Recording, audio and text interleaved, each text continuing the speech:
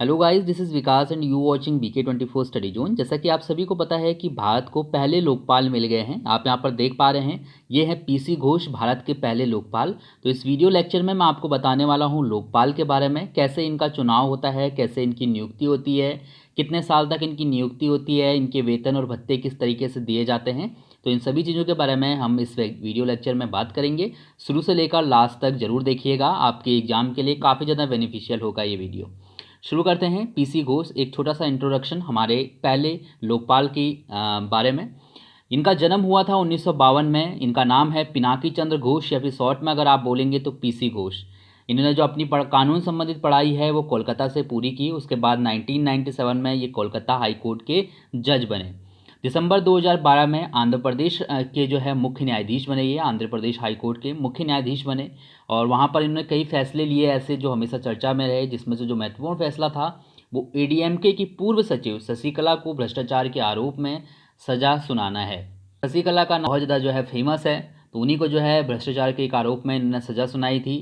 उसके बाद ये काफ़ी चर्चा में आए। 8 मार्च 2013 को इनको सुप्रीम कोर्ट के में जो है न्यायाधीश के पद पे तैनात किया गया और 27 मार्च 2017 तक जो है ये सुप्रीम कोर्ट में रहे। 27 मार्च 2017 को इनका जो है रिटायरमेंट हो गया। उसके बाद ये राष्ट्रीय मानवाधिकार आयोग के साथ जुड़ गए। लोकपाल बनने तक जो है ये राष्ट्रीय मानवाधिकार आयोग के साथ जुड़े रहे। तो ये इनका एक छोटा सा इंट्रोडक्शन था। इंपॉर्टेंट पॉइंट है, 3 पॉइंट मैंने बनाए हैं, 3 के 3 याद रखिएगा। इसके बाद जो हमारा इंपॉर्टेंट सवाल क्वेश्चन है उठता है यहाँ से, वो ये है कि लोकपाल क्या है। तो लोकपाल क्या है? लोकपाल भ्रष्टाचार के विरुद्ध कार्रवाई करने वाला एक राष्ट्रीय निकाय है। इसकी स्थापना लोकपाल अधिनियम 2013 के द्वारा की गई।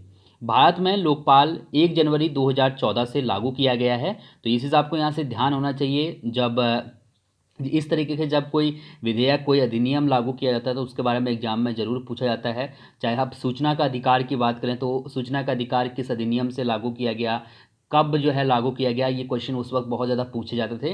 तो अभी जो है ये वाला काफ़ी लेटेस्ट है। तो लोकपाल किस अधिनियम से जो है लोकपाल की स्थापना की गई और भारत में कब इसकी स्थापना हुई है, तो 1 जनवरी 2014 से ये लागू किया गया है। हालांकि भारत जो लोकपाल हैं, जो लोकपाल अध्यक्ष हैं, वो मिलने में हमको पूरा करीब 5 साल का समय लग गया, लेकिन ये जो लागू हुआ है लोकपाल वो 1 जनवरी 2014 से लागू हुआ है। तो कंफ्यूज मत होइएगा।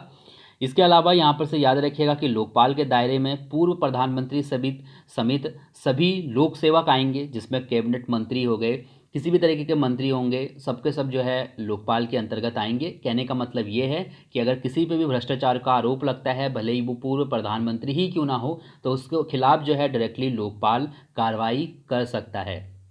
इसके अलावा प्रधानमंत्री को भी इनके दायरे में रखा गया है। प्रधानमंत्री की भी जांच की जा सकती है अगर उन पर भ्रष्टाचार का आरोप लगता है, लेकिन उनको कई मायने में जो है छूट दी गई है और उनके लिए जो है अलग से प्रावधान किया गया है। डायरेक्टली जो है उन पर कार्रवाई नहीं की जा सकती, लेकिन उनको इसके अंतर्गत रखा गया है, बाहर नहीं रखा गया एकदम। ओके, सो ये पॉइंट आपको यहाँ से पता होना चाहिए। इसके अलावा जो भी सरकारी सेवक हैं उनके खिलाफ अगर किसी तरीके की कोई जो है कार्रवाई करनी हो तो लोकपाल के द्वारा वो की जा सकती है, चाहे वो IAS PCS हो, चाहे वो ग्रुप C के जो है कर्मचारी हों या फिर ग्रुप D के।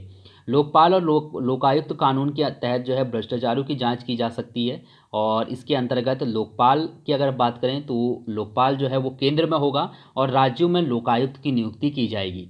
तो ये चीज़ आपको यहाँ से ध्यान होना चाहिए। कई बार एग्जाम में पूछा जा सकता है कि लोकपाल की नियुक्ति कौन करता है, तो लोकपाल की नियुक्ति राष्ट्रपति के द्वारा होती है, जबकि लोकायुक्त की नियुक्ति लोकायुक्त की नियुक्ति राज्य में होती है तो इनकी नियुक्ति की जाती है राज्यपाल के द्वारा।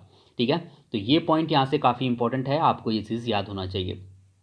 नेक्स्ट स्लाइड में, तो लोकपाल इतनी आसानी से हमको नहीं मिला। 9 बार जो है लोकसभा में इसको पेश किया गया था और 2013 में ये फाइनली पास हुआ।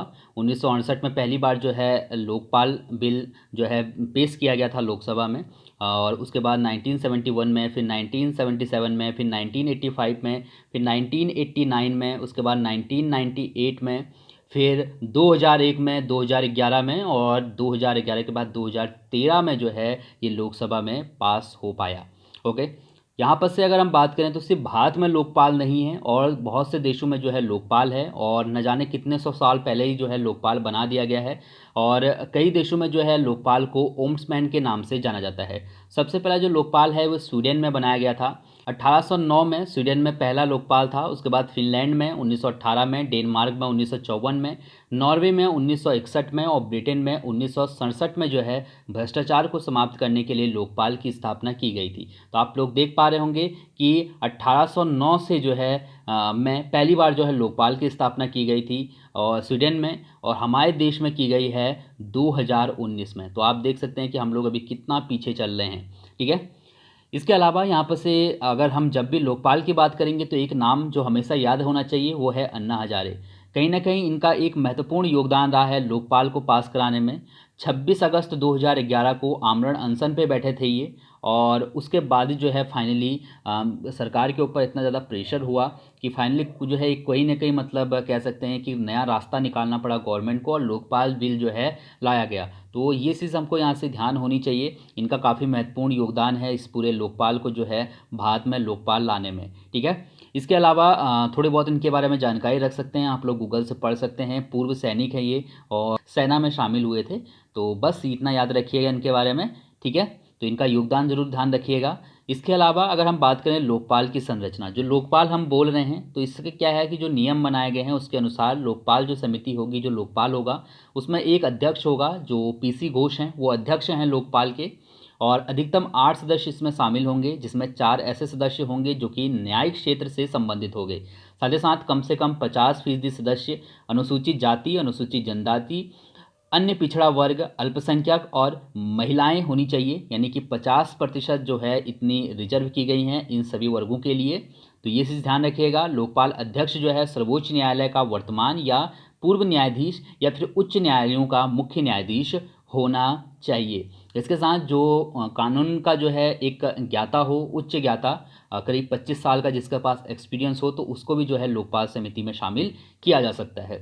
अध्यक्ष और सदस्यों की अगर बात करें तो इनकी जो नियुक्ति है वो 5 साल के लिए की जाएगी, या फिर अधिकतम जो उम्र है वो है 70 साल। तो जो भी पहले पूरा होगा लोकपाल सदस्य या लोकपाल अध्यक्ष रिटायर हो जाएंगे। मान के चलिए कि अगर कोई लोकपाल अध्यक्ष है उसकी उम्र 65 साल है तो उसकी नियुक्ति जो होगी वो 70 साल की उम्र तक होगी। यानी कि जैसे ही वो 70 साल के होंगे, 5 साल का हो गया, तो वो जो है रिटायर हो जाएंगे। लेकिन अगर किसी की 68 साल है तो उसकी नियुक्ति कितने साल तक की जाएगी? सिर्फ 2 साल तक के लिए, क्योंकि 2 साल बाद जो है 70 साल पूरे हो जाएंगे तो वो जो है रिटायर हो जाएंगे। ठीक है, तो ये चीज़ यहाँ से ध्यान रखिएगा। ये पॉइंट भी एग्जाम के लिए काफ़ी ज़्यादा इंपॉर्टेंट है।